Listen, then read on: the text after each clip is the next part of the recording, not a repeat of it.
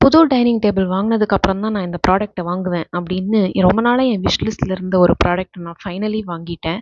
So புது dining table order கொடுத்துருக்கோம். So அந்த டேபிள் வரத்துக்கு முன்னாடியே இந்த ப்ராடக்ட் நமக்கு வீட்டுக்கு டெலிவரி ஆயிடுச்சு. இது என்னன்னா ஒரு ஆனியன் அண்ட் கார்லிக் இருக்கிற மாதிரி இருக்கிற ஒரு சால்ட் அண்ட் பெப்பர் போட்டு வைக்கிற அந்த ஷேக்கர் செட்டு.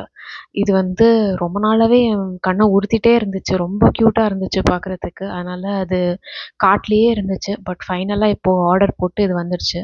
இது கூட வந்து ஒரு சின்ன செராமிக் ட்ரே இது 2த்தையும் வச்சு டேபிளில் அழகா டெக்கரேட் பண்ணி வைக்கிறதுக்கு கொடுத்துருந்தாங்க. 2ம் சேர்த்து பார்த்தா ரொம்ப ரொம்ப க்யூட்டாக இருந்துச்சு.